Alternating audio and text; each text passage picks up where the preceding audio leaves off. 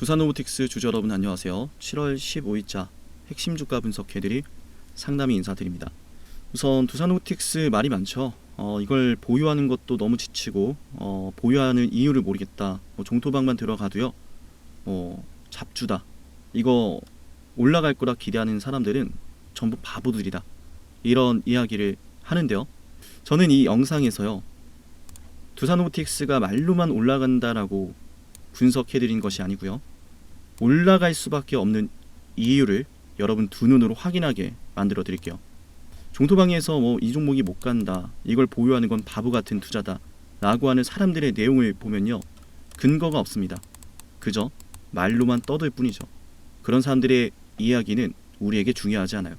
왜냐하면 우리는 수익을 보는 게 중요해요. 수익을 보기 위해서 알아야 되는 핵심 내용은 주가가 올라갈 수 있는가, 이거예요. 맞나요 여러분? 그리고 저는 여러분에게 말씀드립니다. 지금부터 역전 타임이다 라고요. 지금부터 본격적으로 영상을 시작할 건데요. 시청하시기 전에 좋아요 버튼 한 번씩 꼭 눌러주시기 바랍니다.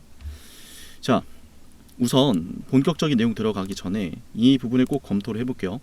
최근에 저점의 상승세가 심상치 않았죠. 특히나 60일선의 저항을 받고 있던 주가가요, 다시 한번 최저점을 만나러 가는 흐름이 아니었어요. 맞나요? 최저점을 만나러 가는 흐름이 아니었어요. 그건 우리에게 굉장히 중요해요. 이 주가가 더 이상 떨어지지 않고 있구나라는 초입이 되는 거거든요. 박스권을 만들고 있을 때 여러분에게 말씀을 드렸어요. 수차례 말씀을 드렸죠. 곧 121선을 돌파하는 양봉이 나올 건데요. 그 양봉이 터지고 나면 조정이 나오는 패턴을 보고 당시 이벤트를 보면서 우리는 매수를 할 거예요 라고 했어요. 기억나시나요 여러분? 실제로 양봉이 터졌는데 여기에서 핵심은 이겁니다. 일정이 시작이 되면서 주가가 상승을 했어요. 보통은 일정이 시작되면 주가가 하락을 하죠. 재료가 소멸했다 라고 하면서요. 이를테면 임상 1상이 완료됐다 하면은 조정을 받았다가 2상 완료에 대한 기대감이 시작되는 일정이 다가올 때쯤 또 주가가 올라가요. 2상 완료 소식이 나오면 조정을 받고 또 그 이후의 결과에 따라서 주가가 더 올라갈지 내려갈지 결정이 되는데, 핵심은 이거예요. 일정이 시작되면서 주가가 상승을 했다라는 건요, 그 일정 안에서요 두산로보틱스가 앞으로 기대되는 점이 있었다라는 거예요. 그러면 그게 뭘까? 굉장히 중요했죠. 여러 차례 영상을 통해서 말씀을 드렸는데요. 이 부분 말씀을 드리고 새로운 정보 바로 전달해 좀 드리도록 할게요. 준비한 게 좀 많은데요. 이 부분을 여러분이 아셔야 됩니다. 유럽의 제조업이 좋아지고 있어요. 유럽의 제조업 설치 굉장히 큰 수치로 늘어나고 있는데요. 그 중에서도 자동차 제조업체의 로봇 설치량이 큰 비중을 차지하고 있습니다. 현재 유럽의 로봇 설치량은요, 북미의 로봇 설치량이 상회하고 있습니다. 두산로보틱스의 매출 비중은 미국에 집중이 되어 있는데요. 유럽에서의 업황이 좋아진다는 것은 두산로보틱스가 더 많은 돈을 벌 수 있는 기회가 열리고 있다는 것을 가리키는 거예요. 이 내용이 중요한 이유 명확해지죠. 실적이 더 좋아질 수 있는 업황이 만들어지고 있다라는 이야기예요. 그래서 오토메디카 일정에서요, 두산로보틱스가 자동차 제조업 솔루션을 소개했다라는 것은요, 유럽의 제조업 업황이 좋아지고 있고 로봇의 도입이 늘어나고 있고 그 로봇을 사용하는 기업들은 자동차 기업들이 큰 비중을 차지하고 있기 때문에 여기에서 매출을 만들어낼 수 있다라는 그 기대감을 만들어낸 것이고, 그래서 주가도 상승했어요. 그러면 지금 이렇게 눌려 있을 때요, 앞으로 어떤 이야기가 나오면 주가가 상승을 하게 될까요? 맞아요. 본격적으로 글로벌 기업들이 글로벌 제조업 현장에서요, 협동 로봇을 사용할 수 있는 환경이 만들어지면 돼요. 지금까지 두산로보틱스의 주가가 이렇게 하락을 했던 배경은요, 두산로보틱스의 경쟁력이 없어서 아닙니다. 업황 자체가 부진했기 때문이에요. 그런데 그 업황이 부진했던 이유는 협동 로봇의 수요가 없어서가 아니죠. 실제로 유니버셜 로봇도 1분기 매출이 20%나 감소를 했는데요. 업황 부진을 꼽았고요. 그 업황이 부진했던 이유는 바로 미국의 관세 정책에 있어요. 제가 그래서 여러분에게 오늘 영상에서요, 자세한 데이터를 통해서 역전 타이밍인 이유를 알려드릴 거예요. 굉장히 중요합니다. 하나만 먼저 말씀을 드리면요, 6월 미국 제조업 PMI가 49.0을 기록했어요. 이 안에 세부적인 내용이 중요한데요, 신규 주문과 고용은 약해졌어요. 그런데 말이죠, 생산은 크게 개선이 됐어요. 제조업 지수 회복을 주도할 정도로 말이죠. 이 내용이 중요한 이유는요, 협동 로봇의 수요는 제조업에서 발생을 하죠. 업황이 개선된다는 건 두산 로보틱스의 실적이 좋아지고 있다는 것과 연결이 됩니다. 회사가 더 많은 돈을 벌 수 있는 업황이 전 세계적으로 시작이 되고 있다는 이야기예요. 그래서 정리하자면요, 이거요. 지금 흔들려선 안 될 이유가 있어요.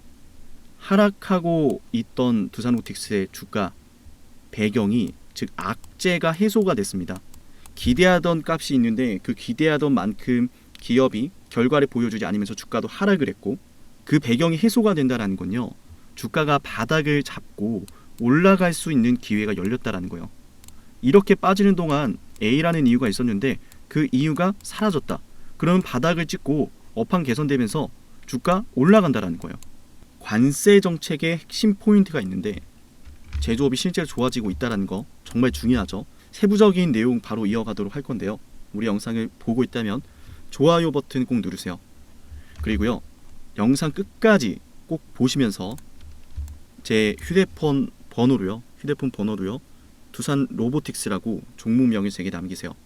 지금 영상을 끝까지 봐야 되는 이유, 제 영상을 보고 문자를 남겨야 되는 이유는 명확합니다. 저는 이렇게 세부적으로 두산 로보틱스의 기업에 대한 분석과 업황에 대한 분석, 차트에 대한 분석을 통해서요, 이 종목의 저점과 고점을 정확하게 여러분에게 이끌어 드릴 수가 있어요. 결국 여러분들이 주식을 하면서, 투자를 하면서요, 이 영상까지 보게 된 이유는 수익을 내기 위함이죠. 수익을 내기 위해서는 기업에 대한 정확한 가치평가, 주가의 매수와 매도 타점, 즉 최저점 매수와 최고점 매도 타점, 이런 것들이 중요한데요. 저점에서 매수하고 고점에서 매도하는 것은 제가 이끌어 드릴 수 있어요. 여러분은 제 영상을 구독해서 우리 채널의 성장만 도와주시면 됩니다. 저는 여러분의 수익이 우리 채널의 성장으로 이어진다라고 믿는 사람이에요. 이유는요, 여러분이 저를 통해서 수익을 내시면 저를 떠올리게 될 거예요. 그러면 한 번이라도 제 영상을 더 보시겠죠? 맞나요? 그래서 저는 여러분이 말씀드려, 영상을 보셨다면 제 연락처로 두산 로보틱스라고 남기세요. 반드시요. 그래야 제가 언제 매수하고 매도하는지 실시간 주가 대응을 통해서 여러분들이 수익을 낼 수 있게 이끌어 드릴 수 있어요. 간혹 이런 이야기도 있잖아요. 지금 너무 매도하고 싶다, 지금 매수해야 되는지 보유를 해도 되는 건지, 이러한 대응들을 도와드릴 수 있다 라는 이야기예요. 두산 로보틱스가 최고가를 돌파하는 그 과정 자체가 수직 상승하거나 하지는 않겠죠. 그럼에도 불구하고 저는 방송한 이유는 상승과 하락을 반복하면서요, 결국은 주가가 신고가를 돌파할 거기 때문이에요. 그러면 우리는 생각해 볼 수 있는 거예요. 주가가 상승하고 하락하고 반복할 때 과연 치밀하게 분석했던 사람의 분석이 맞을까? 기본적인 가치평가, 차트 분석까지 치밀하게 하는 사람이 당연히 성공할 수밖에 없어요.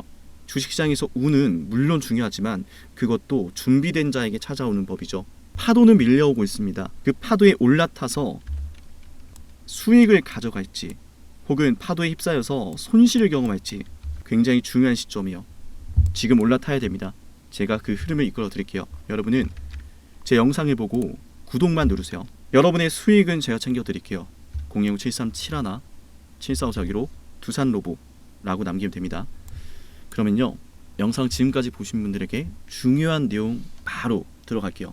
이 영상 반드시 끝까지 보세요. 어렵지 않아요. 영상 끝까지 보는 거 어렵지 않습니다. 지금부터 약 10분 정도 더 설명을 드릴 건데요, 저는 여러분에게 이 말씀을 드릴 때 너무 설레요. 주가가 앞으로 올라가면서 여러분이 100만원, 1000만원 벌 수 있다면 이 내용 알아야겠죠? 맞나요? 자, 시작합니다. 메모장을 펼쳐서 핵심 포인트 정리하시면 좋아요. 먼저 메모장이 이렇게 씁니다. 지금부터 역전 타이밍. 왜냐? 6월에 미국 제조업을 주목해야 되는데요, 미국 제조업 PMI가 49.0을 기록했습니다.